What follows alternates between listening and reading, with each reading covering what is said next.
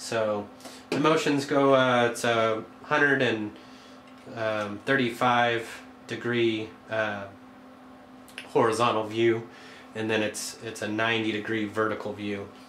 And then, like I say, you can adjust them for the sensitivity. For pet immunity, all we're doing, you can move that jumper to the lowest setting. Also, you can mount this motion higher towards the ceiling, so this bottom laser gives the pet more ground clearance. Or you can even eliminate this bottom laser to just have the middle and the top laser, because the motion has a top, middle, and a bottom laser for it. So so you have complete flexibility on that, no false alarms. It's perfect. So that's the motion.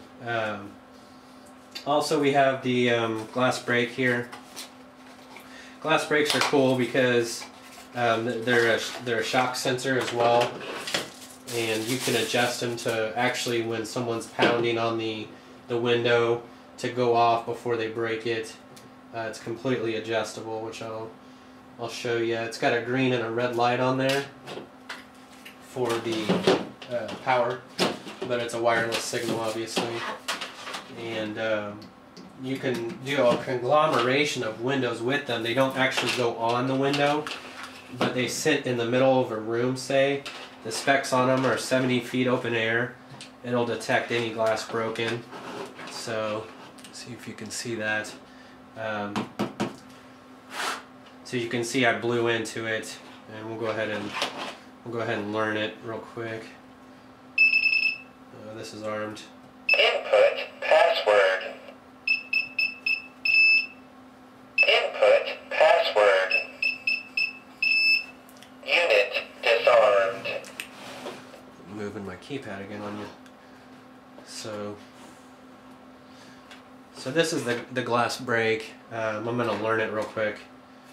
All you do is sensor. This is how you program how easy it is to program the systems. And then all I do is blow into it, and it learned it. So that's how easy it is. So we'll go ahead and quick exit, and then arm it. And all you do is Unit armed. blow into it, show you. It goes off. Basically, the way you test this, blowing into it is the easiest way to get it going. But you can tell from the glass break, this dial here increases the sensitivity and decreases it with the turn counterclockwise. So what you do is, see this green and red light, is you'll take see how I tapped on that and it lit up? Just take a plastic ruler, put it in the center of the room where you're going to mount it, and take a plastic ruler and flip it against each window, and this green light should come on, and that means it's protecting that window. And you can adjust it accordingly to other windows to make sure it's getting all of them. If the red light comes on, it's more the shock part, and it'll actually go off when they're hitting the window. So when they first start hitting the window. So glass break is nice. It's perfect for doing a whole conglomeration of windows. So there's that. And then we do have the smoke, which is really cool. Now the smokes come on a 24-hour zone. No matter if the system's on or off, they're always on. And they're wireless. There's no wires involved. They come with the mounting plate right on the system, which is really cool. You just twist it out, and they have a test button on the top of them. They come with the battery, obviously, so you just take the battery out and take the plastic off. And like I say, no matter if the system's on or off, the smoke is always on. Now, the way you can tell if it's a fire is, the way you can tell it's a fire is when it calls you, which I'll go into here in a minute. You can listen into the home. It's got an advanced microphone in this keypad, and if you hear your smoke detectors going off, that's a fire. So just like this. So we're gonna go ahead and learn it. It's sensor pound, and then smoke is 5, and then we'll put it on zone 20. And then we just hit all you do is just hit the button. Quick exit. So, see it says disarmed. No matter what though, if there's a fire, and it dials you. So, it's good to go on that end. So, also,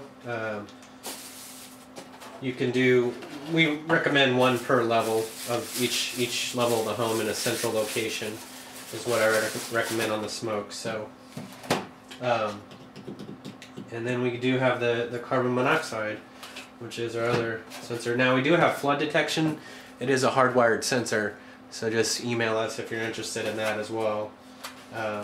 So that's not a big deal, but some people are in floodplains and need that. The carbon monoxide detector is pretty self-explanatory. It's also a gas leakage detector. It does require power, but it's a wireless signal, and all you do is learn it, learning equation into it, and just hit the button and it learns it. And then you would plug this in next to your anything that has gas, furnace, your hot water heater, anything that seeps out CO2. So these are available as well, and they work really efficiently.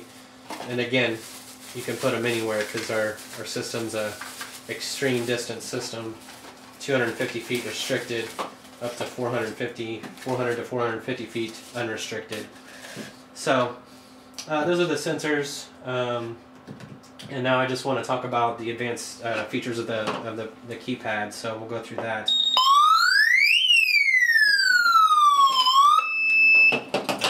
Sorry, I accidentally set it off. Now, so we're just go through the set functions. Line 1 or line on.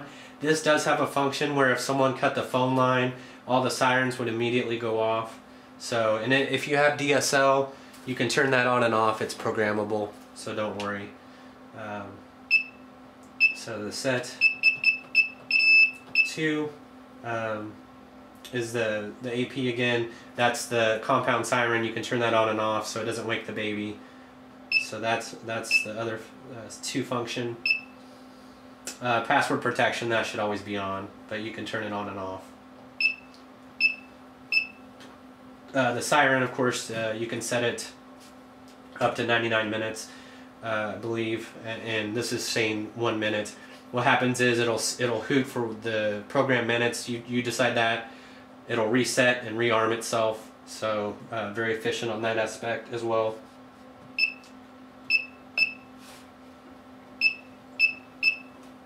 Passwords. It comes to you as 1, 2, 3, 4. If you notice, you can go up 2 and put in a second password, third password, fourth password, fifth password, sixth password, 7, up to 7 passwords. But the cool thing is I'm setting off the smoke is my problem with the box back here. But the password, only the first one can do the programming. So you can give your passcode to other people, but they're not going to be able to get into the system, which is awesome. So